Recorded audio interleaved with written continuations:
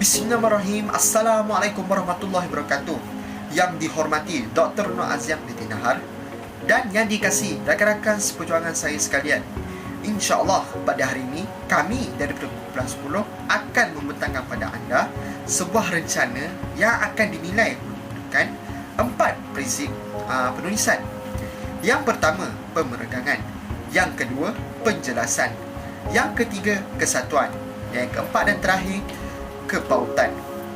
Manfaat Ramadan pemacu toleransi pelbagai kaum. Itu merupakan tajuk rencana yang telah kami pilih. Rencana ini telah dihasilkan oleh Dr. Muhammad Musliman Shah dan juga Dr. Muhammad Firdaus Cik Musa. Rencana ini telah diterbitkan pada tanggal 13 April 2021. Antara sebab mengapa kami memilih rencana ini kerana beberapa hari yang lepas terdapat sebuah berita ataupun kes yang menjadi perbualan hangat di kalangan masyarakat Malaysia, di mana 2 orang pengawal peribadi yang beragama Islam telah dipukul kerana enggan mengikuti arahan majikannya untuk berbuka puasa. Berita ini telah menimbulkan perbualan hangat dalam kalangan masyarakat ataupun rakyat Malaysia, kerana berita ini telah menggugat toleransi ataupun perpaduan kaum di dalam negara Malaysia. Jadi kami berharap dengan menilai rencana ini menggunakan 4 prinsip penulisan tersebut, pendengar dapat memahami dengan lebih dalam apa yang cuba disampaikan dalam rencana yang telah saya perkatakan tadi. Maka dengan tidak membuang masa, kita teruskan dengan isi yang pertama. Baiklah, kita terus kepada prinsip yang pertama, iaitu pemerengganan. Jadi apakah pemerengganan? Pemerengganan menurut Kamus Dewan merupakan bahagian muka atau bab dalam sesebuah buku yang terdiri daripada beberapa baris. Seterusnya, menurut Abu Hasan Abdul pula berkata, perenggan dianggap sebagai inti karangan yang telah pun menggabungkan idea utama yang dikembangkan secara tersusun. Seterusnya, menurut Smale dan Rutten pula menyatakan bahawa pemerengganan merupakan gugusan ayat yang mengembangkan idea-idea utama. Jadi secara keseluruhannya dapatlah disimpulkan bahawa perengganan merupakan satu perkara yang sangat penting dalam sesebuah penulisan, kerana perenggan dapat mengembangkan sesebuah idea dengan tersusun. Jadi kita terus bergerak kepada bahagian perenggan. Terdapat beberapa bahagian perenggan, iaitu contohnya kita ada pendahuluan, perenggan isi, perenggan penutup, perenggan transisi dan juga perenggan dialog. Jadi baiklah, kita akan bergerak kepada perenggan pendahuluan terlebih dahulu.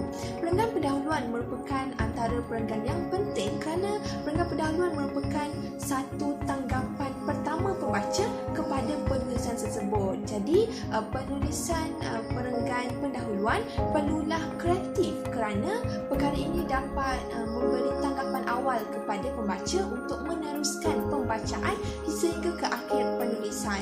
Jadi terdapat beberapa corak yang boleh digunakan oleh penulis untuk menulis bahagian perenggan pendahuluan.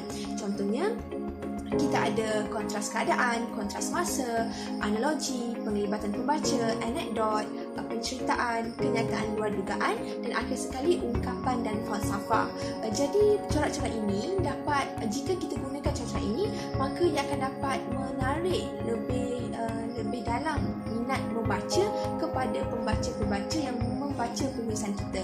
Contohnya, ada penulis yang memulakan penulisan dengan penceritaan. Jadi perkara ini telah pun menanam minat kepada pembaca untuk membaca lagi tentang penulisan tersebut. Jadi itu adalah bahagian perenggan pengenalan. Yang kedua ialah isi. Dalam perenggan isi, terdapat beberapa kaedah untuk menulis perenggan isi, iaitu yang pertama secara didaktif, yang kedua secara induktif. Apakah didaktif? Didaktif apabila penulis memulakan perenggan isi dengan menyatakan idea utama terlebih dahulu, diikuti dengan huraian isi, seterusnya diikuti dengan contoh. Itu ialah kaedah didaktif. Manakala bagi kaedah induktif pula ialah apabila penulis penulis memulakan perenggan isi dengan menceritakan dahulu huraian isi, seterusnya diteruskan dengan contoh, dan akhir sekali barulah disebut idea utama ataupun topik utama dalam perenggan tersebut. Perkara ini dapat memvariasikan sesebuah penulisan yang akan dapat menunjukkan bahawa penulisan tersebut matang dan dapat menarik dan menanam minat membaca dalam kalangan pembaca untuk membaca penulisan yang telah pun kita tulis. Jadi seterusnya kita pergi pula kepada perenggan penutup ataupun pengakhiran bagi sesebuah penulisan. Dalam perenggan penutup, ia juga merupakan sangat penting kerana perenggan penutup ini perlu dirangkumkan secara keseluruhan penulisan itu berkaitan apa sebenarnya. Jadi dalam penulisan penutup ini perlu diterangkan secara jelas, dan seterusnya penulis juga dapat menyatakan harapan dalam perenggan penutup yang akannya dapat menambah pemahaman kepada pembaca tentang keseluruhan penulisan. Seterusnya kita bergerak pula kepada bahagian perenggan transisi. Perenggan transisi merupakan kesinambungan antara satu perenggan dengan perenggan yang lain. Menurut Randy D. Neves menyatakan bahawa perenggan transisi ini dianalogikan sebagai sebuah jambatan, yang mana jambatan ini telah akan menghubungkan satu tebing dengan satu tebing lain. Jadi begitu juga dengan perenggan transisi ini. Perenggan transisi merupakan satu perenggan yang akan menghubungkan idea satu perenggan pertama dan perenggan yang kedua. Dan seterusnya, menurut Shirley van Diller pula berkata, apabila kita ingin meringkaskan, membandingkan atau meningkatkan bidang-bidang tertentu dalam sesebuah perenggan, maka perenggan transisi ini sangat diperlukan untuk menunjukkan kesinambungan antara perenggan sebelum dan perenggan selepas. Jadi seterusnya kita bergerak pula kepada bahagian perenggan, iaitu dialog. Dialog merupakan bahagian perenggan khusus yang telah pun ditulis dalam perenggan yang menunjukkan dialog. Itu sahaja untuk bahagian pemerengganan. Jadi kita terus pula kepada pemerengganan dalam rencana. Kita akan meneliti dengan lebih mendalam, iaitu rencana yang telah pun dipilih oleh kumpulan kami seperti yang diceritakan oleh saudara Said sebentar tadi. Jadi dalam rencana ini, penulis telah pun memulakan perenggan dengan perenggan pendahuluan dengan baik sekali apabila pengguna telah pun menggunakan corak ungkapan dan falsafah, iaitu penulis menulis perenggan pendahuluan dengan memulakan dengan doa yang sering diungkapkan oleh Nabi Muhammad SAW, iaitu Allahumma balighna Ramadan, yang membawa maksud sampaikanlah aku ke bulan Ramadan. Jadi perkara ini dapat menarik minat pembaca untuk membaca rencana tersebut dengan lebih lanjut lagi. Dan seterusnya dalam perenggan pendahuluan pula, penulis telah pun memberi pencerahan awal, iaitu penulis ada menyatakan bahawa dalam Perlembagaan Malaysia, iaitu 3/1, menyatakan bahawa agama Islam merupakan agama rasmi bagi negara kita, dan namun agama-agama lain bebas dianuti. Jadi perkara ini dapat memberi penjelasan awal apakah sebenarnya rencana ini ingin menceritakan apa. Baiklah, sekarang kita bergerak pula kepada perenggan isi yang terdapat dalam rencana. Jadi dalam rencana ini, penulis telah pun menggunakan kedua-dua teknik, iaitu teknik didaktif dan juga teknik induktif. Saya akan menunjukkan satu contoh teknik induktif dan didaktif yang digunakan dalam rencana. Iaitu yang pertama, penulis telah pun memulakan perenggan isi dengan mengungkapkan idea utama terlebih dahulu dengan menyatakan bahawa Ramadan kali ini merupakan perkara penting yang mampu untuk mewujudkan toleransi dalam kalangan masyarakat yang berbilang agama di negara kita. Seterusnya diikuti dengan huraian isi, iaitu penulis menyatakan bahawa masyarakat bukan Islam pada hari ini sangat menghormati orang Islam dengan meminta izin sebelum menjamu selera, dan perkara ini telah menunjukkan adanya sifat kemanusiaan dalam masyarakat kita. Seterusnya diteruskan pula dengan huraian contoh, iaitu penulis telah telah pun memberi contohnya pada musim Ramadan, masyarakat dapat bertoleransi dan menghormati antara satu sama lain melalui pembahagian bubur lambuk yang merupakan tradisi turun-temurun dan merupakan tradisi tahunan dalam kalangan masyarakat Islam dan dalam memberi bubur lambuk yang akhirnya dapat mewujudkan toleransi dalam kalangan masyarakat kita. Seterus kepada kaedah yang kedua, iaitu kaedah induktif yang digunakan dalam rencana ini, iaitu penulis memulakan dengan huraian isi terlebih dahulu, iaitu penulis menyatakan bahawa toleransi dapat ditonjolkan di tempat kerja. Seterusnya, contoh yang diberikan oleh penulis ialah contohnya pekerja bukan Islam akan mengambil alih tugas pada waktu malam untuk memberikan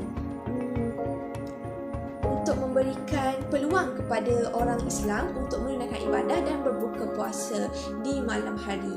Dan seterusnya, barulah penulis menulis idea utama di akhir perenggan isi tersebut, iaitu penulis menyatakan bahawa Ramadan mencetuskan kembali sifat toleransi dan walaupun dalam perbezaan agama di negara kita. Seterusnya, kita bergerak kepada kesimpulan, iaitu dalam kesimpulan penulis telah pun menjelaskan secara terperinci keseluruhan penulisan yang akhirnya dapat membuka mata dan memberi penjelasan yang lebih mendalam kepada pembaca, iaitu penulis telah pun menyatakan bahawa masyarakat kita walaupun berbeza agama, tetapi kita masih menghargai perbezaan tersebut untuk terus bernafas di muka bumi ini. Seterusnya, penulis juga menyatakan harapan untuk semua masyarakat di Malaysia mengambil peluang pada bulan Ramadan ini untuk sama-sama mengeratkan toleransi dalam kalangan masyarakat kita. Dan akhir sekali, penulis telah menutup rencana dengan menyatakan bahawa Ramadan merupakan detik terbaik pencetus perpaduan dalam memacu kejayaan ekonomi negara. Jadi itulah pemerengganan yang terdapat dalam rencana. Saya harap saya rasa itu sahaja daripada saya. Teruskan kepada prinsip yang kedua. Baiklah, seterusnya kita akan pergi kepada prinsip penulisan yang kedua, iaitu penjelasan. Baiklah, apa itu penjelasan? Menurut Kamus Dewan edisi yang keempat, penjelasan mempunyai dua maksud. Yang pertama, huraian ataupun keterangan. Yang kedua, menyelesaikan sesuatu pembayaran. Baiklah, dalam konteks pembentangan saya pada hari ini, saya akan menjelaskan penjelasan dengan maksud yang pertama, iaitu huraian ataupun keterangan.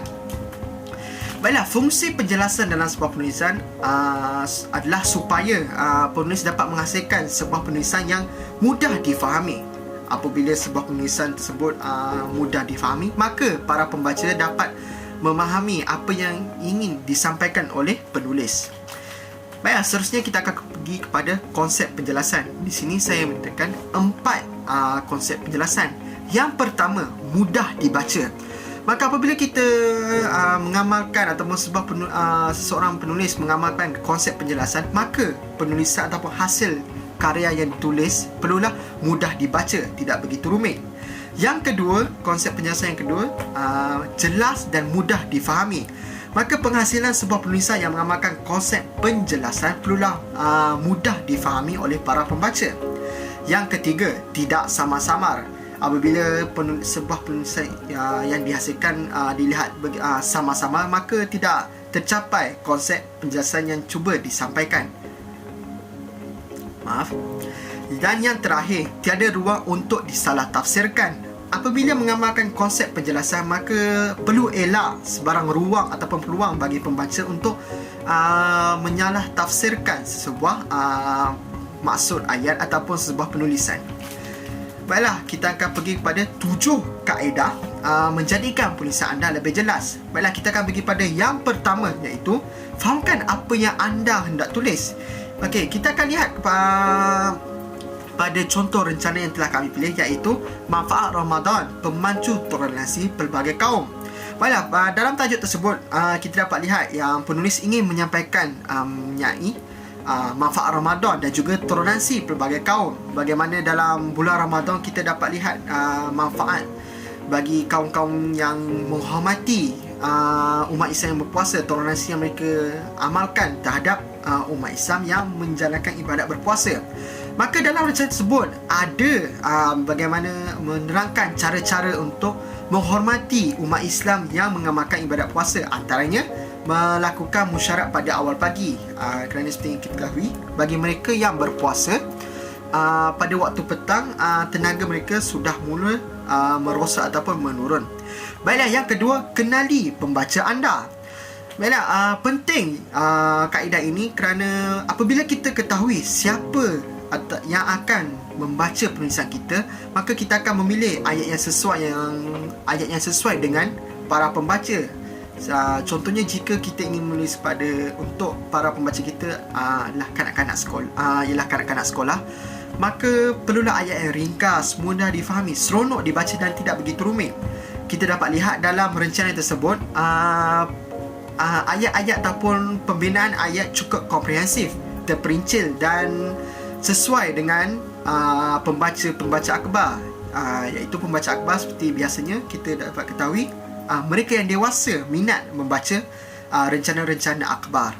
Baiklah, yang ketiga, kaedah yang ketiga, perlu menjelaskan istilah ataupun perkataan yang sukar. Baiklah, penting kaedah ini kerana apabila pembaca tidak dapat untuk mengelakkan ini daripada menulis istilah yang sukar, maka perlulah mereka menerangkan apa maksud istilah tersebut. Kita dapat lihat dalam rencana ini, penulis telah menulis istilah SOP, mana kita ini perkataan ataupun akronim SOP normal bagi masyarakat sekarang kerana COVID-19. Maka ramai masyarakat bertanya-tanya, apakah istilah SOP dalam bahasa Melayu? Maka penulis telah menerangkan atau menjelaskan istilah SOP dalam bahasa Melayu, iaitu prosedur operasi standard. Maka ini masyarakat awam telah mengetahui istilah SOP dalam bahasa Melayu. Baiklah, yang seterusnya, yang keempat, kaedah yang keempat ialah satu ayat, satu perenggan. Apabila dalam satu perenggan hanya ada satu ayat, maka pembaca tidak begitu rumit ingin membaca penulisan tersebut. Kadang kita dapat lihat ada setengah pembaca tidak mahu membaca keseluruhan perenggan ataupun keseluruhan penulisan sebuah rencana ataupun artikel. Maka mereka penulis yang mengambil inisiatif melakukan satu perenggan, satu ayat. Akan tetapi dalam rencana ini, seperti yang kita ketahui, ini merupakan rencana akhbar, tidak menjadi tradisi ataupun format bagi rencana akhbar untuk menulis satu ayat, satu perenggan. Baik, seterusnya, ayat pendek dan ringkas. Maka ayat pendek dan ringkas ini bertujuan supaya pembaca memahami dengan lebih jelas apa yang cuba disampaikan oleh penulis. Akan tetapi dalam rencana ini kita dapat lihat ayat yang ditulis oleh penulis begitu panjang. Ini kerana penulisan sebuah akhbar perlulah mempunyai butir-butiran yang begitu terperincil supaya pembaca dapat memahami apa yang cuba disampaikan oleh penulis rencana tersebut. Baiklah, seterusnya, ayat perlulah lengkap. Apabila sebuah penulisan yang mengamalkan kaedah penjelasan, maka perlulah ayat yang lengkap. Apabila sebuah ayat tersebut dilihat seperti tergantung, maka pembaca akan tertanya-tanya apa yang cuba disampaikan, mengapa ayat ditulis dalam keadaan begini. Maka kita dapat lihat dalam rencana ini, penulis mengamalkan penulisan ayat yang penuh, tidak dalam keadaan yang tergantung. Baiklah, yang terakhir, konsisten, di mana agak penting juga kaedah konsisten ini, di mana jika penulis sering menukar gaya-gaya penulisan ataupun tidak konsisten dengan gaya penulisan tersebut, maka pembaca akan merasa begitu rumit. Mengapa penulis tidak melakukan satu saja gaya pembacaan? Kerana kita ketahui dalam sebuah rencana begitu panjang dalam sebuah rencana, maka apabila penulis sering menukar gaya penulisan, maka pembaca akan merasa begitu rumit dan sukar untuk membaca pelbagai jenis gaya penulisan seseorang penulis. Baiklah, itu sahaja daripada saya, prinsip yang kedua, iaitu penjelasan. Prinsip penulisan yang seterusnya adalah prinsip kesatuan. Menurut Awang Sarian 2004, kesatuan bermaksud sesebuah perenggan yang dihasilkan haruslah menjurus kepada satu hal atau satu idea sahaja. Hal ini menyebabkan pembaca dapat mengikuti jalan cerita penulis dengan teratur. Sekiranya terlalu banyak idea atau pendapat dalam sesebuah perenggan atau penulisan, perkara ini akan menyebabkan pembaca hilang fokus mengenai apa yang ingin ditekankan oleh penulis, dan penulisan juga tidak jelas atau tidak teratur. Contohnya, penulis ingin menulis mengenai tajuk bahaya rokok, tetapi penulis juga sertakan tajuk isi bahaya dadah, dan penulis lebih banyak menerangkan mengenai dadah, dan jadi isi utama yang ingin disampaikan akan menjadi kabur dan akan menyebabkan kekeliruan kepada pembaca. Kesatuan dalam perenggan juga merupakan penjelasan isi secara terus mengenai idea utama tanpa keluar dari idea utama yang dibincangkan. Yang membawa maksud isi di dalam sesebuah penulisan perlulah tertumpu kepada satu tajuk atau idea utama sahaja tanpa menumpuk tambah idea yang berbeza dari idea utama. Isi-isi di dalam penulisan yang disampaikan mestilah mantap, tepat, tersusun rapi dan berkesinambungan. Ayat topik dan ayat-ayat huraian dalam perenggan tersebut juga perlu mempunyai kesinambungan antara satu sama lain supaya pembaca dapat memahami penulisan tersebut dengan lebih jelas. Kesatuan yang dapat kita lihat di dalam rencana manfaat Ramadan pemacu toleransi pelbagai kaum ialah penulis amat berfokus kepada perpaduan kaum. Penulis ada menyatakan di dalam rencananya keterbukaan warga dalam meraikan kepelbagaian agama dan budaya menzahirkan kerencaman di bumi bertuah ini dalam mengeratkan persefahaman kaum, tuntasnya mewujudkan perpaduan nasional. Pernyataan ini jelas menunjukkan sifat perpaduan yang ada di dalam negara kita, dan penulis juga menyatakan betapa ruginya kita jika sifat perpaduan tersebut hilang dalam masyarakat setempat. Justru penulis turut menyatakan mengenai cara-cara untuk memantapkan sifat perpaduan dalam diri masing-masing, seperti ibu bapa dan masyarakat harus memberi iktibar baik kepada anak mereka dan generasi moden secara keseluruhan dalam memupuk keharmonian, keamanan, seterusnya perpaduan.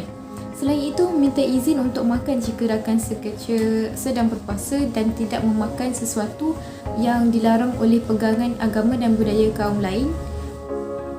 Oleh kerana rencana tersebut juga ada menyatakan mengenai bulan Ramadan, penulis turut menjelaskan bahawa cuadah bubur lambuk yang sememangnya dinantikan seluruh rakyat Malaysia perlu terus dikekalkan pengagihannya sebagai tradisi tahunan kerana amalan ini membibitkan kembali perpaduan antara kaum yang dicorakkan sejak dahulu lagi dengan implementasi agihan secara penjarakan fizikal dan sanitasi dalam setiap proses. Pekerja bukan Islam akan mengambil peranan menyelesaikan tugasan di lewat hari untuk memberi peluang rakan sekerja Muslim untuk berbuka puasa. Ditambah pula dengan percaturan cuti rehat diutamakan untuk rakan supaya ada lebihan masa untuk meraihkan perayaan mereka bersama keluarga yang tercinta. Jelaslah bahawa penulisan ini mempunyai kesatuan kerana penulisan ini hanya tertumpu kepada satu idea utama, iaitu perpaduan di dalam kalangan masyarakat Malaysia, dan isi penulisannya juga berkaitan dengan idea utama yang akan menjadikan penulisan ini lebih mudah untuk difahami oleh pembaca.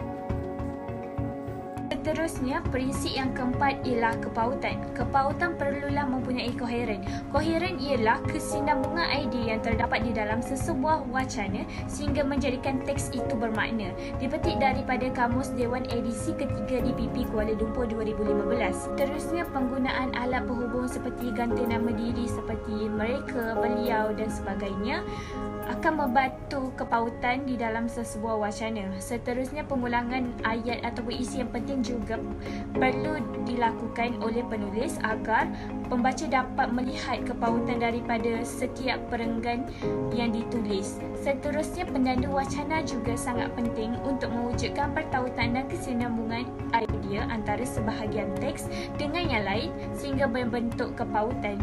Pendandu wacana adalah kata atau frasa yang menghubungkan atau merangkakan satu ayat dengan ayat yang lain atau satu perenggan dengan perenggan yang lain. Kata frasa ini berfungsi untuk mempertalikan idea yang terdapat dalam satu ayat dengan ayat sebelumnya.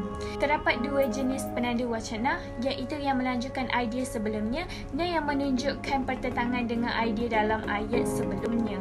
Yang terakhir ialah bergerak lancar, di mana pembaca mendapat kesemua idea yang hendak disampaikan oleh penulis dengan baik tanpa terdapat idea ataupun isi yang tertinggal ketika pembaca membaca wacana yang ditulis oleh penulis.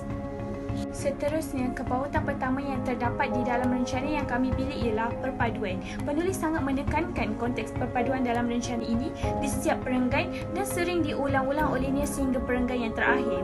Oleh itu, pembaca akan mendapat idea bahawa matlamat utama penulis di dalam rencana ini adalah konsep perpaduan kaum yang pelbagai di Malaysia perlu dijaga untuk mencapai masyarakat yang harmoni.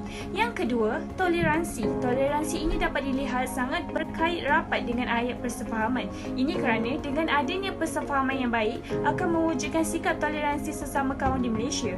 Seterusnya, isu perkauman yang buruk juga dapat dielakkan dengan sikap perpaduan yang kuat dan sifat toleransi yang baik oleh setiap masyarakat.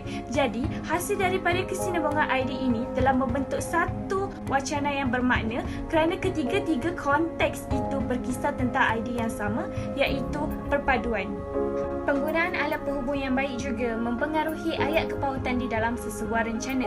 Contoh alat penghubung pertama yang digunakan di dalam rencana ini ialah kata ganti nama diri seperti Muslim dan rakyat Malaysia digantikan dengan perkataan semua kaum yang berbau maksud yang sama, iaitu berbalik semula kepada kesemua rakyat Malaysia tidak kira bangsa dan agama. Seterusnya, penanda wacana yang digunakan seperti namun, jadi, namun begitu, walaupun ditambah pula, dan oleh itu dalam rencana ini membantu pembaca untuk memahami kesemua isi atau idea yang hendak disampaikan oleh penulis dengan sekali pembacaan sahaja tanpa berasa keliru dengan ayat yang digunakan.